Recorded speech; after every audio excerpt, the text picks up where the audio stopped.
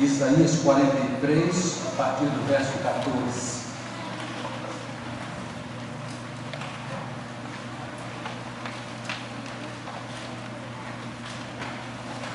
Assim diz o Senhor, o seu Redentor, o Santo de Israel: por amor de vocês mandarei inimigos contra a Babilônia e farei todos os babilônios descerem como fugitivos nos navios de que se orgulhavam.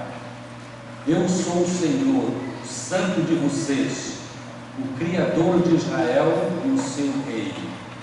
Assim diz o Senhor, aquele que fez um caminho pelo mar, uma vereda pelas águas violentas, que fez saírem juntos os carros e os cavalos do exército e seus reforços, e eles jazem ali para nunca mais se levantarem, exterminados, apagados como um pavio. Esqueçam o que se foi, não vivam no passado. Vejam, eu estou fazendo uma coisa nova, ela já está surgindo, vocês não a reconhecem? Até no deserto vou abrir um caminho e riachos no ermo. Que Deus abençoe a palavra do Senhor. Amém. O início de um novo ano pode e deve significar a renovação da esperança, a esperança de uma vida mais abundante.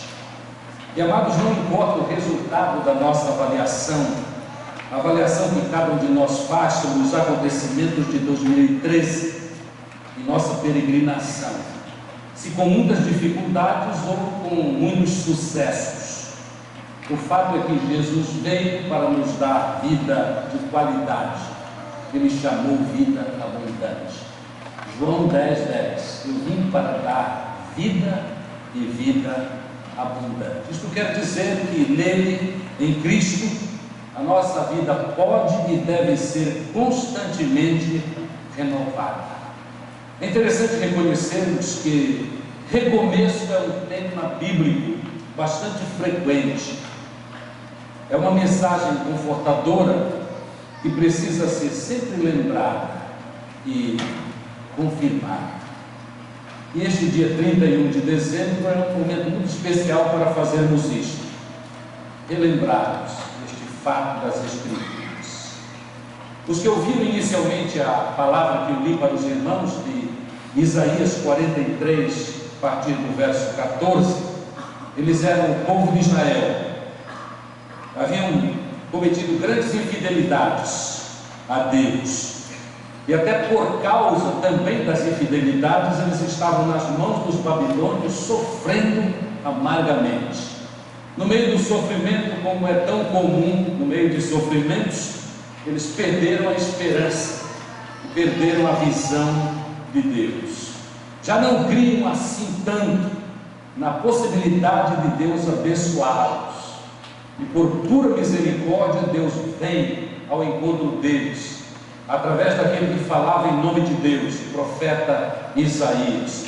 E mais uma vez, Deus, diante do seu povo, promete livramento e um recomeço. Quando nós analisamos o texto lido, nós observamos que Deus vem, através do profeta Isaías, e se apresenta de uma forma bem contundente, pois ele se utiliza de títulos para Deus, que podem lembrar ao povo de Israel que Deus ainda está agindo, Deus ainda é poderoso para cumprir a sua vontade e pagar, se alguém quiser assim, não paga para ninguém, mas nós dizemos, pagar as suas promessas. Por exemplo, logo no texto nós aprendemos, ele é o Redentor, logo no verso 14, ele é o Redentor, ele redime o seu povo, ele compra da escravidão o seu povo. Já havia feito isso antes e continuará fazendo agora, quando eles estão sofrendo nas mãos dos babilônios. Ele, o Senhor Deus, é o Santo, e é uma afirmação importantíssima para o entendimento desta palavra. Diz assim, o Santo a quem Israel pertence. Que coisa fabulosa, né? Isso é para renovar as esperanças do povo, que Deus está falando através de Isaías, e o povo só poderá entender, porque eles sabem um pouco da história do povo, eles são nutridos pela história do povo. E aqui há uma lembrança da fuga do êxodo ali do Egito. Isso está no coração do povo, porque eles constantemente conversam, especialmente em ambientes familiares, a respeito destas vitórias. Então, não só o Senhor Deus é o Redentor de Israel, mas Ele é o Santo a quem Israel pertence. E aí uma outra lembrança, ainda mais remota, do ponto de vista do tempo, da cronologia, mas que eles entendem tão bem, mas estão sendo relembrados. O Senhor é aquele que criou Israel, criou todas as coisas, mas é bom lembrar que Ele criou o seu povo, o povo de Israel. E Ele ainda lembra, Ele é o soberano, Ele é o rei. Irmãos, rei manda, não pergunta, e o que Ele manda, quem é inteligente faz. E estas lembranças então vêm ao coração do povo de Israel. Mas não apenas isso, Deus também assegura, através da mensagem do profeta Isaías, assegura que eles serão libertos dos seus inimigos. E a linguagem é bem gráfica. Por amor de vocês mandarei inimigos contra a Babilônia, e farei de todos os babilônios descerem como fugitivos nos navios de que se orgulhavam, navios poderosos, armados para a guerra, para a opressão. Mas Deus diz através do profeta que eles vão fugir nos navios do que eles tanto se orgulham. Ele já havia feito isso, já havia debelado inimigos do povo de Israel, mas mais uma vez fará isso. Vale a pena, irmãos, nos lembrarmos dos feitos de Deus no passado, na nossa vida e na vida das nossas organizações, quando nós quisermos recomeçar e recomeçar bem. Não apenas Deus se apresenta de forma contundente pelos seus títulos, não apenas Ele assegura a libertação dos inimigos, mas Ele faz promessas, no sentido de uma palavra muito geral, quando Ele diz assim: eu estou fazendo uma coisa nova, e ela já está surgindo, e vocês farão bem em reconhecer esta verdade. Eles não tinham mais expectativas, mas Deus tinha expectativas sobre eles. Tanto é que quando lemos no verso 21, um pouco mais adiante da leitura inicialmente feita, Deus diz assim pelo profeta: ao povo que formei para mim mesmo, a fim de que ele proclamasse o meu louvor. Então a certeza de Deus é que o povo teria um recomeço. A certeza de Deus é que eles entenderiam a mensagem e ainda cumpririam a vontade do Senhor, exaltariam o seu grandioso nome. Este texto foi escolhido para este momento, irmãos, porque Deus permanece o mesmo, Ele é o mesmo ontem, hoje e eternamente. E Ele ainda é o nosso Redentor. Nós pertencemos a Ele. A igreja pertence ao Senhor Deus. Então devemos confiar em todas as suas promessas, e devemos e podemos renovar os nossos votos de fidelidade a Deus, fidelidade no tocante à glorificação do seu nome, utilizando nossos dons, talentos e demais capacidades para que o nome do Senhor seja conhecido. No verso 19 o texto diz: eu estou fazendo coisas novas. E nós precisamos lembrar isso. Deus está renovando as nossas vidas de maneira muito especial. Individualmente Deus está nos renovando. Mas a questão é: como é que nós vamos agir para que Deus cumpra isso? Ora, Ele é todo poderoso, mas Ele deseja que nós participemos deste projeto de renovação das nossas vidas. Como devemos agir para ser atingidos em cheio, com grandes resultados, para sermos atingidos pela ação de Deus e experimentarmos as bênçãos que Ele tem para nós? O projeto de Deus para cada um de nós é maravilhoso. Nós não podemos nem aquilatar, analisar isso ainda, porque ainda vai acontecer. Mas alguns passos são fundamentais para que experimentemos a bênção do Senhor. Estes passos são exigidos E quando o profeta falou com os de Israel, na conjuntura do texto lido, deste contexto tão especial, no verso 18 ele disse assim: esqueçam o que se foi, não vivam no passado. Se há alguma coisa, irmãos, que atrapalha a vida de alguém que quer auxiliar e quer participar do projeto de Deus para a sua vida, é ficar olhando para o passado. Isso não tem algo a ver com não valorizarmos a história. A história é importante, mas história é coisa passada. Nós não podemos viver o passado. Nós vivemos o presente e, mais idealmente, nós viveremos o futuro. E Deus jamais vai, na realidade, fazer uma obra nova na nossa vida se nós idolatrarmos o nosso passado. Os louros do passado não movem mais a nossa vida para os grandes projetos que Deus tem para nós. Ele continua agindo, mas nós não podemos estar presos ao passado. O povo de Israel estava preso no passado. O povo de Israel estava, nesta ocasião da leitura feita e agora apresentada, preso ao passado recente, passado que não tinha nada de glorioso, sofrendo na mão dos inimigos e sem esperança.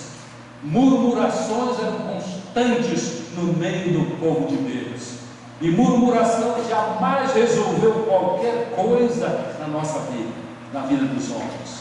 Às vezes nós temos esta tendência também de ficar no passado, especialmente o passado de insucessos. Até o passado glorioso é problemático. Imaginem o passado onde nós tivemos insucessos, onde então teremos aquela tendência fortíssima de culpar circunstâncias, ou mesmo pessoas, ou ainda culpar a nós mesmos a respeito dos nossos insucessos. Boa lembrança do texto predileto, um dos meus textos prediletos, 1 João 9, que diz assim, e eu trago isso porque a palavra de Deus diz assim: se quisermos reclamar de alguma coisa, reclamemos dos nossos pecados. Mas outro texto vem ao nosso auxílio dizendo o seguinte: nós precisamos confessar os nossos pecados. Confessarmos os nossos pecados, Ele é fiel e justo para nos perdoar os pecados e nos livrar de toda injustiça. Ele é poderoso para nos perdoar os pecados e nos colocar no trilho certo, para que nós experimentemos a coisa nova que Ele quer fazer em nossas vidas. E não importa qual é a coisa nova que você precisa e sobre a qual vem meditando, mas quem sabe um pouco amedrontar a respeito destas possibilidades. São possibilidades, é algo que devia ser alegre, mas por causa de circunstâncias, por causa de culpa mal dirigida, você não tem mesmo a alegria e a condição de entrar neste projeto. Pois bem, pecados têm de ser confessados, e uma vez confessados devem ser entendidos como resolvidos, porque Deus cumpre a sua palavra. Há um texto maravilhoso do Velho Testamento que diz assim: dos teus pecados não mais me lembrarei, dos teus pecados não mais me lembrarei. Mas aquela tendência é forte, por causa da nossa natureza humana, que mesmo tendo a nova natureza em Jesus Cristo, em quem somos feitos novas criaturas, a velha natureza quer trazer um peso, um empecilho para que nós cumpramos o plano maravilhoso de Deus em nossas vidas. O plano de sucesso para a glorificação do seu nome, e no processo experimentando grande alegria. Mas além disso, além de não ficarmos presos à história, especialmente à história recente, porque Deus disse que vai fazer uma coisa nova na vida do povo de Israel, e Ele vai fazer uma coisa nova em nossas vidas. Nós precisamos também ter a coragem de fazer um inventário positivo sobre as nossas oportunidades, de nos encaminharmos segundo Deus para esta coisa nova que Deus vai fazer, promete fazer e fará, e tem poder para isso. Sobre o que estou falando? Os irmãos, muitos dos irmãos aqui podem no seu inventário descobrir e relatar isto em gratidão a Deus, sim, porque um inventário positivo deverá levar a esta gratidão intensa, porque Deus tem feito isso na vida. E nós dependemos de Deus, então o que é de bom na nossa vida vem de Deus. Por exemplo, a saúde. Alguns irmãos entre nós com certeza podem dizer assim: mas é incrível, se você andou sofrendo um pouco, é incrível, mas não estou sofrendo de mal algum agora, nem dor de cabeça, nem dor de cabeça. E alguns irmãos estão sacudindo a cabeça, entendendo que este é o seu caso agora. Coloque isso no seu inventário a respeito da coisa nova que Deus vai fazer. Além da saúde, nós temos outras possibilidades. Por exemplo, a liberdade que temos na nossa sociedade. Nem de nós sabe quanto tempo, isso não é uma ameaça, longe de mim, mas nós, do jeito que vamos no governo brasileiro, não sabemos, e provavelmente os irmãos mais afeitos a análises políticas têm imaginado isso. Até quando teremos liberdade de ser o que somos como povo de Deus, para falarmos o Evangelho onde quisermos falar, sem ser oprimidos? E se alguns ensaiam alguma opressão sobre o nosso modo de viver, a nossa maneira de viver, de fato nós devemos estar pensando até quando teremos esta liberdade. Hoje nós temos, coloquemos isso no nosso inventário. Muitos de nós, a maioria absoluta de nós tem mente sadia. Devemos colocar isso no nosso inventário e prezar esta mente sadia.